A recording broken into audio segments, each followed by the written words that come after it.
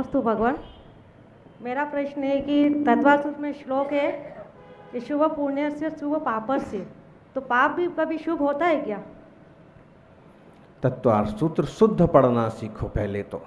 अब यहाँ हो तो केवल चौका मत लगाओ, चौका के साथ साथ साधुओं के साथ माताजियों के साथ बैठ के छक्का भी लगाओ, मतलब थोड़ा स्वाध्याय भी करो। तो काय वांग मनः कर्मयुगा स आश्रवः शुभा पुण्यस्या शुभा पापस्य। तो यहाँ इसमें आ जुड़ा हुआ है ना, तो अशुभ पापस्य हो जाएगा। तो शुभ जो है शुभ मन वचन काय हैं वो पुण्य हैं, और अशुभ मन वचन काय जो हैं वो पाप हैं, ऐसा इसका अर्थ निकलेगा। नमस्तु भगवान। हाँ महाराज जी, मेरा प्रश्न ये है कि मायाचारी का फल क्या होता है? ये भगवान, मायाचारी का फल बहुत खराब होता है। जितने टेढ़े मेढ़े विचार होते हैं आदमी उतना टेढ़ा मेढ़ा बन जाता है। या तो इसी जन्म में हाथ पांव टूटेंगे तो टेढ़ा मेढ़ा बन जाएगा, या फिर अगले जन्म में तिर्यंच पर्याय मिलेगी। तत्वार्थ सूत्र में कहा है माया तैर्यक योनस्य। किसी पंडित जी की बेटी मालूम पढ़ते हो? हाँ,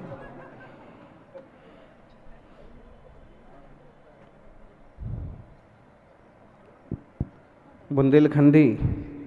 हाँ, 100 दंडी एक बुंदेलखंडी।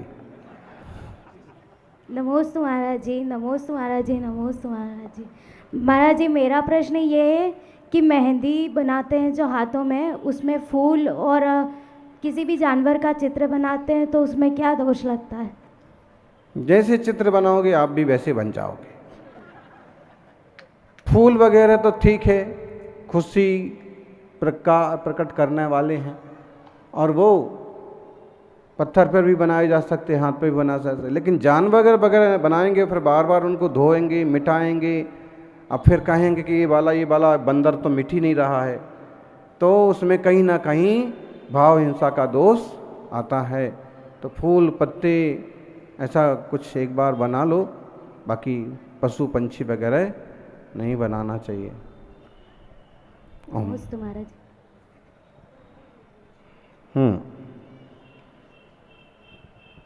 नमोस्तु महाराज जी, मैं कुकनवाली से मीना जैन।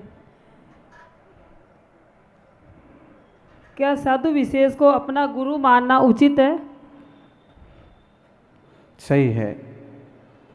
किसी विशिष्ट साधु का संयोग कभी मिला हो और उन्हें अपने गुरु के रूप में स्वीकार किया, नियम लेते हैं उनसे, प्रायश्चित लेते हैं उनसे, वहाँ तक ठीक है। लेकिन इसके अलावा जितने सारे आचार्य उपाध्याय साधु परमिष्ठी हैं उन सबों की भी उसी ढंग से विनय वंदना करना चाहिए, उसी ढंग से पूजना चाहिए। कभी मिल गए दूसरे मुनिराज तो उनको उसी भक्ति भाव से चर्या वगैरह कराना चाहिए। एक पर्सन और हमारे जी। One question one person. उधर देखो कलकत्ता वाले वो लोग बैठे हैं, उनको भी पूछने दो कुछ। नमोस्तु महाराज जी। जम्बूद्वीप 1,00,000 योजन का होता है और ऐरावत हाथी भी 1,00,000 योजन का होता है, तो फिर जब भी जन्म के समय भगवान के जन्म के समय ऐरावत हाथी आता है तो फिर जम्बूद्वीप में कैसे समाधि?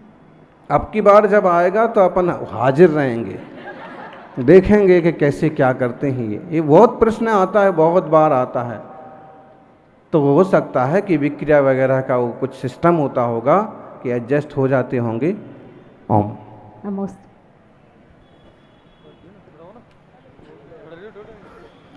जल्दी जल्दी। हाँ, नमस्ते गुरुदेव। मन में आए हुए विकारी भावों को कैसे समन किया जाए?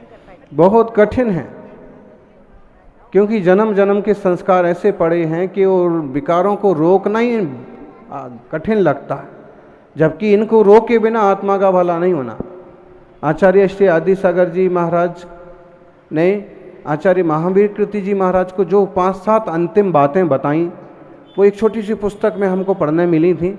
उसमें एक सूत्र ये था कि देखो महावीर कीर्ति, जब मन में बहुत विकार आए, बहुत अटपटा लगे, मन ना लगे, तो ऐसा करना कि अपनी जीभ को तालू को छुआना, अपनी जीभ को उल्टा करके तालू पर लगाना और 27 बार नमोकार मंत्र का जाप करना। तुम्हारे परिणाम शांत हो जाएंगे, समस्याएं मिट जाएंगी। कभी कभी होता है किसी चीज़ में मन नहीं लग रहा है, अटपटा लग रहा है, कुछ कसाय आदि के भाव आ रहे हैं, तो ये करना 27 बार नमोकार मंत्र, और तालु की तरफ जीभ ऐसे करके अधर में, मुंह बंद रहेगा, जीभ ऐसी रहेगी। तो इससे आपको अब एक तरीका बताया उनने। अब ऐसे तो चाहे अपन अरहंत भगवान पर एकाग्रता बिठा लें, चाहे तो गुरु महाराज का स्मरण कर लें, चाहे तो बीतरागी पुरुषों का ध्यान करें, कुछ शांति मिलेगी। वरना तो दुनिया में आग लगी है विकारों की सब तरफ। नमोस्तु महाराज जी, नमोस्तु महाराज जी, नमोस्तु महाराज जी। महाराज जी, किसी और के बिहेवियर को अपने ऊपर हावी कैसे ना होने दें। किसी और के बिहेवियर को, किसी और के व्यवहार को अपने ऊपर हावी नहीं होने देना चाहिए। इसका मतलब ये है कि किसी का अगर सद्व्यवहार है तो आप उसे उतना सम्मान दें, उससे अच्छे से बात करें। लेकिन अगर वो आपके ऊपर हावी होते हैं, कब्जा जैसी नीयत दिखाते हैं, तो वो ठीक नहीं है। प्रत्येक वस्तु स्वतंत्र है, प्रत्येक द्रव्य स्वतंत्र है, और सबका परिणमन अपने अनुकूल होता है। कोई ज़बरदस्ती अगर कैप्चर करना चाहता है तो उस तरह की प्रवृत्तियों से बचना चाहिए। और तरीका यही है कि आप उदासीन हो जाएं, उनसे दूरी बना लें। ओम। आचार्य श्री नमोस्तु, मैं भव्या जैन कलकत्ता से बोल रही हूँ। बोलो, ये मेरे मम्मी हैं, ये मेरे पापा हैं, इनको बोलने का इच्छा नहीं है, इसलिए मैं बोल रही हूँ। आचार्य श्री, अनजाने में पाप किए हुए के क्या दोष लगता है? अनजाने में भी पाप हो तो जाते हैं। ये तो अपन अच्छे हैं कि अपने को जिनवाणी से बहुत सारी बातें बचपन से सीखने को मिल जाती हैं। वरना लोग तो समझ लो कि उसका अगर कसाई के घर में जन्म हो गया तो उसको ये पाप ही नहीं समझता हो। तो अनजाने में भी अगर पाप होते हैं तो दोष लगता है, भले कम लगे। इसलिए अनजाने में की गई गलतियों के लिए भी अपन कहते हैं कि हमें प्रायश्चित दीजिए। हे गुरुदेव, आज तक अनजाने में जो गलतियां हों, जाने में जो गलतियां हों, सो प्रायश्चित दो। तो कोशिश करें कि अनजाने में भी गलतियां ना हों, और जब ख्याल आया कि ऐसा गलती हुई थी तो फिर इकट्ठा लिख लिया कागज़ में और प्रायश्चित ले लिया। ओम। गुरु महाराज से प्रायश्चित लेना पड़ता है तो पाप कट जाता है। चलो आप बोलो अरविंद भाई। नमोस्तु भगवान, मैं ये जानना चाहता हूँ कि एक चक्रवर्ती की क्या परिभाषा है? चक्रवर्ती की परिभाषा तो बहुत अच्छी है, बड़ी है। उसे ऐसे समझ लें कि सारी दुनिया का एक राजा, 6 खंड का अधिपति, 5 मिलेक्ष खंड, 1 आर्य खंड, ऐसा हो सकता है। जैसे आज भारत का एक राजा बोले तो प्रधानमंत्री, ऐसे ही चक्रवर्ती की दुनिया में जितने राजा हैं उनके ऊपर का व्यक्ति चक्रवर्ती, जैसे भरत चक्रवर्ती। और भरत चक्रवर्ती का इतना जबरदस्त प्रभाव था कि उनके नाम से इस देश का नाम भारत पड़ा। तो एक बहुत बड़ा राजा, दुनिया का सबसे बड़ा राजा, वो चक्रवर्ती कहलाता है। और आज ऐसे कोई व्यक्ति नहीं है, फिर भी हम किसी बड़े व्यक्ति को ऐसा शब्द लगा देते हैं।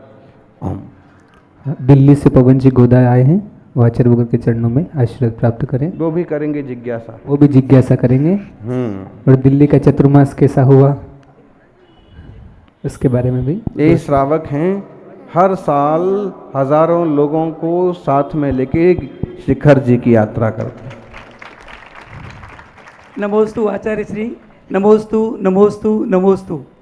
इस बार की यात्रा में करीब 7880 लोग 15 ट्रेन व 4 फ्लाइटों में हम जा रहे हैं। सबसे पहले तो आपका आशीर्वाद जैसा आपने दिल्ली में दिया, और जब जैसी दिल्ली जैसी जगह को आपने ठीक कर दिया तो राजस्थान तो वैसे ही ठीक है। लोग तो जितने पापी, जितने राजनीति दिल्ली में है, शायद वो तो आपने भी देखी है, हमने तो क्या देखी है, आपने तो सबको दिखा भी दी है। और लाल किले पे भी आपने सबको बोल करके बोल दिया, और जो आपने कहा वही हुआ। हमने कुछ भी करना चाहा, नहीं हुआ, पर आपके कहने के अनुसार ही सारा कार्यक्रम हुआ और सारे देश ने वो कार्यक्रम देखा जो लाल किले के मन से आपने किया। मैं आपसे यही आशीर्वाद लेता हूं कि सभी लोगों की ये यात्रा जो करीब 22 जगह से एक साथ 15 और 16 को जाएगी, 17 को पहुंचेगी और 21 तक सभी की वंदना वहाँ पर होगी। सबको आप ऐसा आशीर्वाद दें कि ये निर्विघ्न हमारी ये यात्रा रहे। नमोस्तु नमोस्तु नमोस्तु। पिछले साल महावीर निर्वाण उत्सव की शुरुआत का जो कार्यक्रम होना था तो कैंसिल हो गया। तो ये जब हमको ये समाचार मिला तो ये साथ में ही चल रहे थे, तो हमने कहा कि प्रधानमंत्री के नहीं आने से हमारा कार्यक्रम कैंसिल नहीं हो जाएगा। हमारा कार्यक्रम उसी तारीख में होगा, स्थान भले बदल सकता है। तो फिर वो इंदिरा गांधी स्टेडियम छोड़ करके और आनंद फानन में लाल किले का कार्यक्रम किया और बहुत अच्छे से संपन्न हुआ और कम से कम 20,000 लोग उस दिन पूरा लाल किला मैदान प्रधानमंत्री के समय जितना भरता है उससे भी ज़्यादा भरा हुआ था।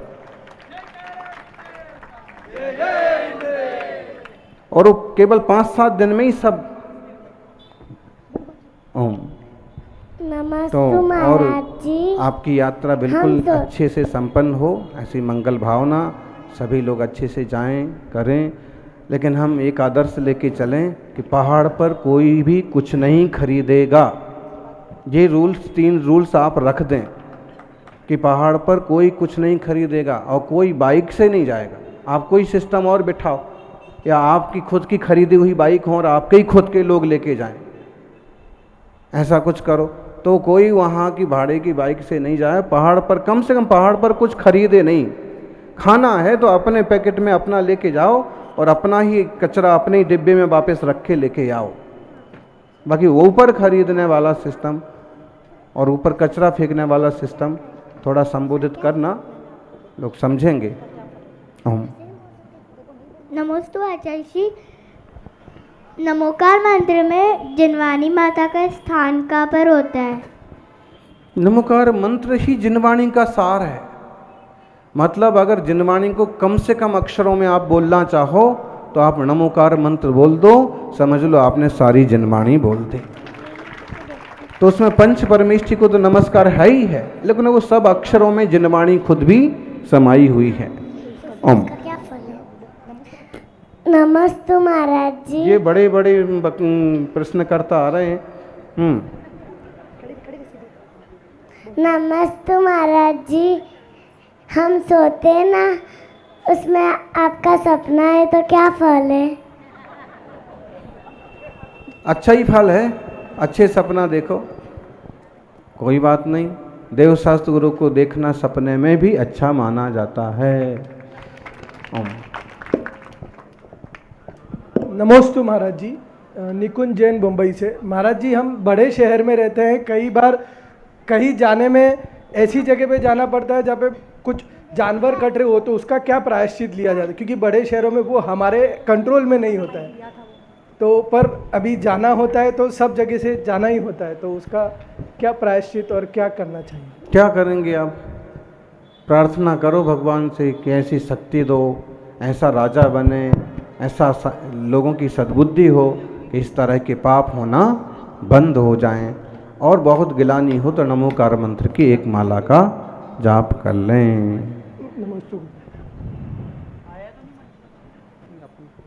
ओम।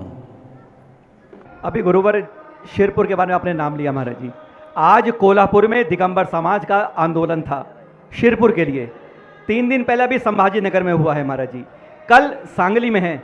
यानी जो शिरपुर के अंदर जो शराब पीकर जो ड्यूटी करते हैं उनके सिक्योरिटी गार्ड एक संप्रदाय के, महिलाओं से ज़बरदस्ती उनके छेड़खानी करके फ़ोटो खींची जाती है, गाली गलौज की जाती है, मारपीट की जाती है और हमारे भैया जी को फिर उल्टे के सिर के तड़ी पार करवा दिया जाता है। यानी उल्टा चोर कोतवाल को डांटे वाली बात होती है। इस समय दिगंबर समाज जो जगह जगह आंदोलित है महाराष्ट्र के अंदर, पूरे समाज पूरे देश के अंदर इसके बारे में कैसे भावना पाए कि शिरपुर में एक अन्याय हो रहा है दिगंबर समाज से। बात तो इतनी है, जिसकी लाठी उतनी भैंस, जिसकी लाठी उसकी भैंस। महाराज जी, अभी लाठी उनके हाथ में है बस। और दूसरी बात है कि कितने अनाचार करवाएंगे, अनेक साधक अच्छे भी हैं तो कुछ ऐसे भी दुष्ट प्रवृत्ति के साधु तक मिल जाएंगे कि वो समाज को उकसाने का काम करते हैं। जी अब बताइए, वहाँ की कमेटी या वहाँ के लोग जिनने शराबी लोग रख रखे हैं, लाठियाँ बरसाने वाले लोग रख रखे हैं, और वो भी श्रावकों पर, तो ये तो बहुत गलत चीज़ है। विरोध होना चाहिए और अपने तीर्थों की रक्षा के लिए कोशिश करना चाहिए।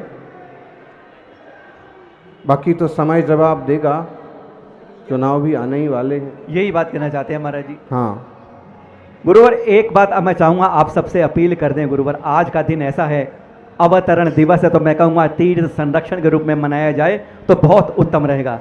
हम चाहते हैं भारतवर्षीय तीर्थ क्षेत्र कमेटी के 125 साल 2026 में और 2027 वर्ष हम मना रहे हैं उसका, आप कहते हैं तीर्थ संवर्धन वर्ष के रूप में जो भी रूप होगा, हम चाहते हैं सबसे, आप लोग कितना खर्च करते हैं, जितना दान देते हैं, हम चाहते हैं सिर्फ हर व्यक्ति हर रोज 1 रुपया दान तीर्थ सुरक्षा के लिए दे, सिर्फ, कोई ज्यादा नहीं मांगना चाहते। तीर्थ सुरक्षा के लिए हम 1 रुपया रोज, एक आज से यहीं से हम प्रश्न लेके जाएं, अगर यहाँ पे हम 500,000 लोग हैं, 1 रुपया रोज एक व्यक्ति सिर्फ तीर्थ सुरक्षा निकाल दे, 450 तीर्थों में जाएगा, 450 तीर्थों का पुण्य अर्जन होगा। गुरुवर की ओर से एक संबोधन शायद हम सबके काम आएगा। गुरुवर का यह संबोधन हमारी तो निरंतर भावना रहती है कि तीर्थों का संवर्धन हो, संरक्षण हो, विकास हो।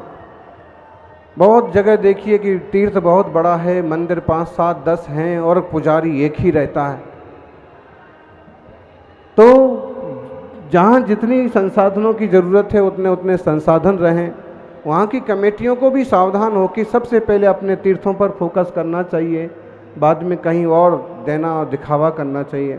दूसरी बात, प्रत्येक श्रावक को इस तरह के मौक़ों को ध्यान में रखते हुए या अपने जीवन के किसी विशेष अवसर पर एक संकल्प करें, हर रोज़ अगर 1-1 रुपया भी निकालेंगे तो साल में 365 रुपये हो जाते। एक मुफ्त दान देना बहुत अच्छी बात है, लेकिन हर रोज़ तीर्थों की संरक्षा के भाव से 1 रुपया अलग रखना, 10 रुपये अलग रखना, और जब वो इकट्ठे हो गए और तीर्थ क्षेत्र कमेटी या उसके लिए विशेष और सीधा काम करने वालों के हाथ में वो राशि थमा दी जाए कि आप शिखर जी के लिए, गिरनार जी के लिए, किसी क्षेत्र के लिए इस राशि का उपयोग करो, तो एक बहुत बड़े पुण्य का काम होगा। और ये काम प्रत्येक श्रावक को किसी भी स्तर पर, छोटे बड़े स्तर पर जरूर करना चाहिए। ओम।